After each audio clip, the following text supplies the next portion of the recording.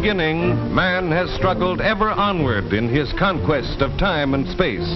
For countless centuries, lofty mountains mutely challenged him, standing as stalwart barriers across his path. Upon the oceans that surrounded him, he launched his ships. At the mercy of wind and tide, they made slow headway across the waters. Over the lowlands, the wilderness of desert and green valleys, he plodded his weary way, earthbound in the conquest of time and space.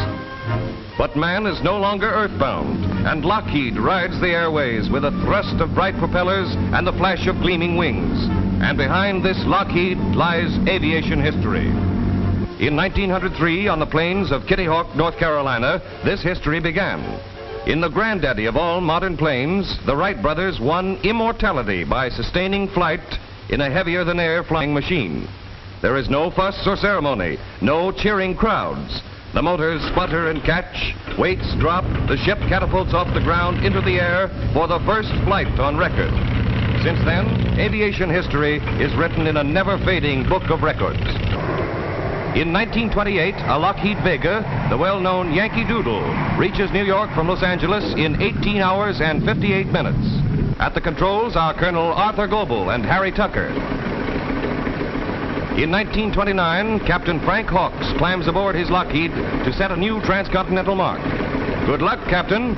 New York is only 3,000 miles away.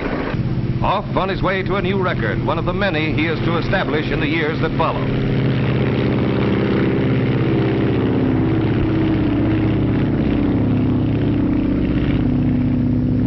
Into the cockpit of his Lockheed Sirius climbs Colonel Charles Lindbergh.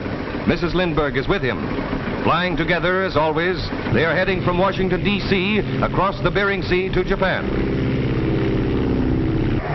A perfect landing after almost half the world has rolled by beneath their wings. Cheers and waving flags as Tokyo greets them. That same year, 1931, Ruth Nichols lands her Lockheed Vega after establishing a new feminine altitude record of 28,743 feet. Nice going, Miss Nichols. 1933, a famous Lockheed, the Winnie Mae, carrying a famous flyer, comes home from a solo flight around the world. What an achievement for Wiley Post. First man to fly around the world alone, and first to fly around the world twice, both times in a Lockheed. Colonel and Mrs. Lindbergh are starting on another and perhaps their greatest journey. A 29,000-mile survey flight from New York to Labrador, Greenland, Iceland, Europe, the Azores, Africa, Brazil, and return to New York. 1934 finds Sir Charles Kingsford Smith, together with Captain P.G. Taylor, completing a 7,000-mile trip from Australia to Oakland, California. It is the first crossing of the Pacific from west to east, and Sir Charles, in his Lockheed Altair, the Lady Southern Cross, has made it in less than 55 hours. This great flyer and great plane certainly deserve congratulations. In 1935, Amelia Earhart flies her Lockheed from Honolulu to Oakland. She is the first woman to make a solo flight over the Pacific, covering the distance in 18 hours, 16 minutes. The crowd hails her for an outstanding performance. 1938, Howard Hughes hurries to his plane for the start of his race around the world.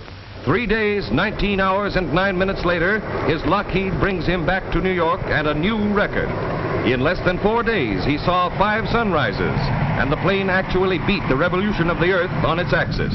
Records and more records, and these are just part of a long list.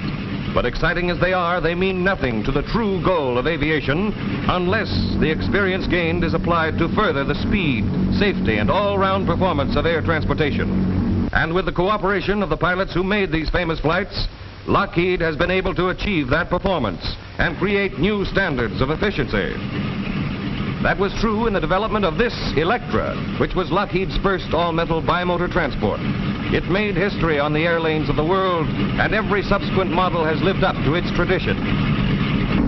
Here is the 12.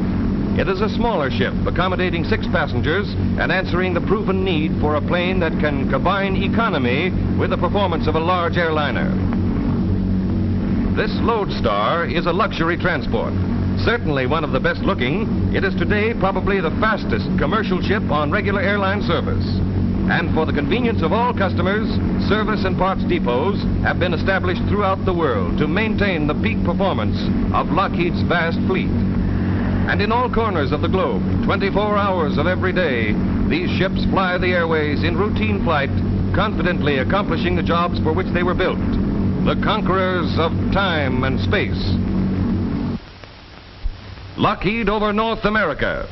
United Airlines, Continental Airlines Incorporated, Mid-Continent Airlines Incorporated, Northwest Airlines, Chicago and Southern Airlines, Braniff Airways Incorporated, National Airlines, Delta Airlines, Boston Maine Airways Incorporated, Trans-Canada Airlines, Pacific Alaska Airways. Lockheed over Central America, Líneas Aéreas Mineras, TACA, Cia Nacional Cubana de Aviación. Lockheed over South America, Pan American Airways Incorporated, KLM, Air France, Avianca, Línea Aeropostal Venezolana. Lockheed over Africa, Air France, Air Afrique, Aéreo Maritime, South African Airways, DETA. Lockheed over Europe, British Airways Limited, Aer Lingus Terranta, KLM, LOT, Aeroput, LARES, Romania, Air France. Lockheed over Asia, KLM, KNILM, Japan Air Transport Company Limited. Lockheed over the Antipodes, KNILM, McRobertson Miller Aviation Company, Guinea Airways, Ansett Airways Limited, WR Carpenter Airlines, Union Airways of New Zealand. Lockheeds also serve high government officials of the Netherlands East Indies, Mexico, Venezuela, Brazil, Argentina, Australia, Canada, Great Britain, India, and the United States. Worldwide coverage, but it has not been accomplished in a day. It is the result of a smooth-running combination of men and machines. In that combination lies the story of Lockheed itself. It is a success story, modern, exciting, typically American. The Lockheed Aircraft Corporation plant, Burbank, California, in 1926. And today, the same company, the same location, but quite definitely not the same plant. As recently as 1932, sales aggregated the overwhelming total of $23,298.03.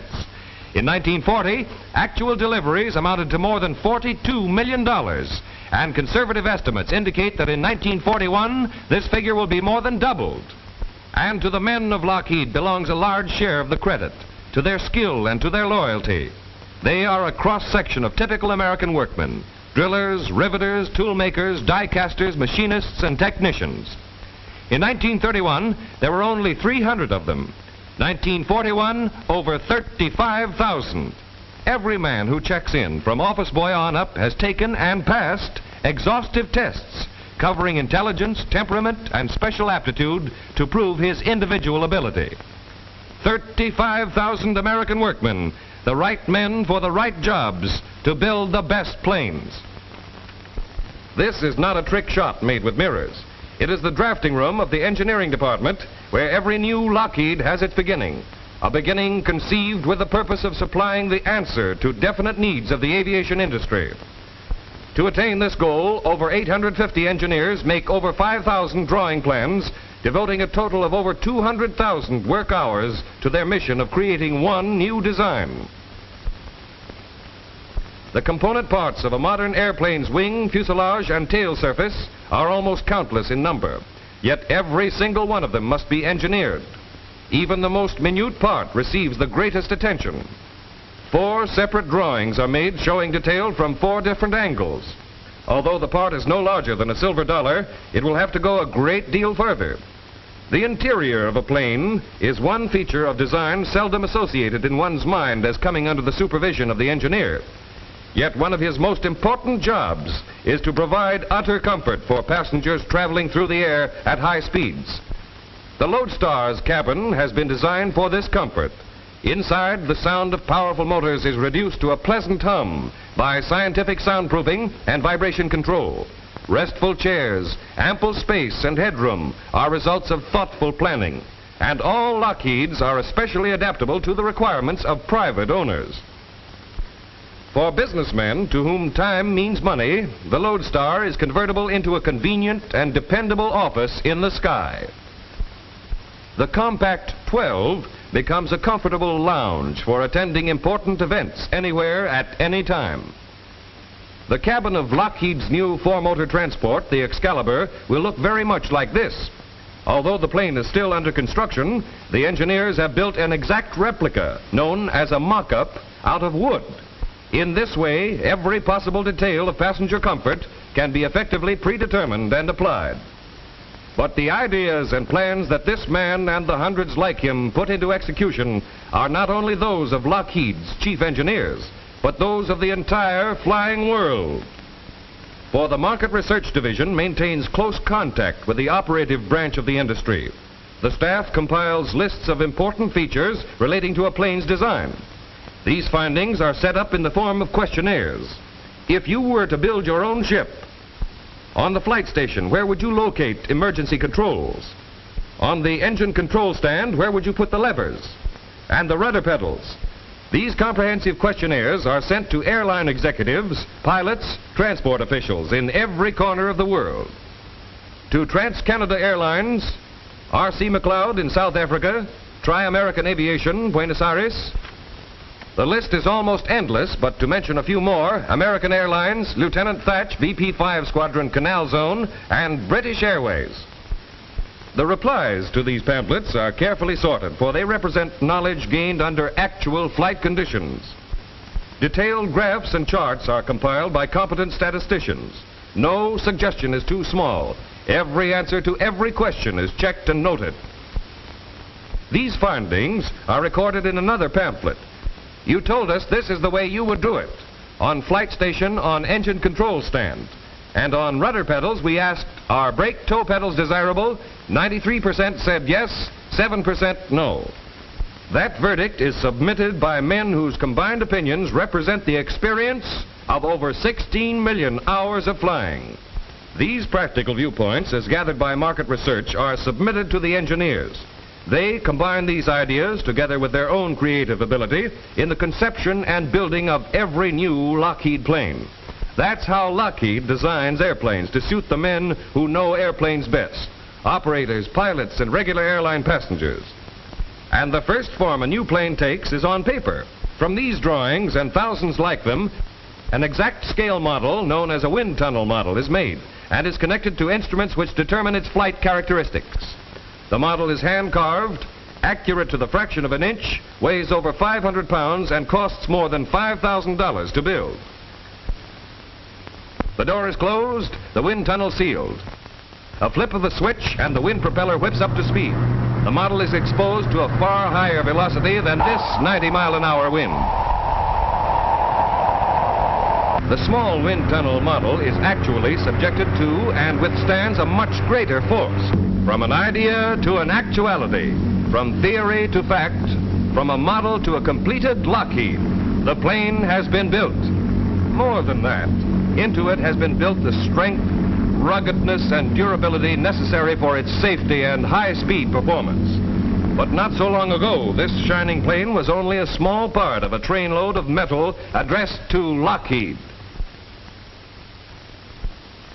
For the metal inside these wooden frames is the stuff that planes are made of. Hard and strong, it must be fabricated by men and machines into the parts that make airliners. Giant shears act as huge mechanical scissors. Metal sheets are slipped into place. The sharp blade strikes and cuts through them as if they were cloth.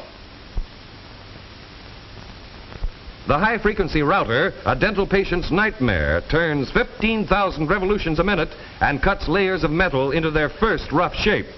The bit turns so fast that it must be cooled by a constant stream of oil.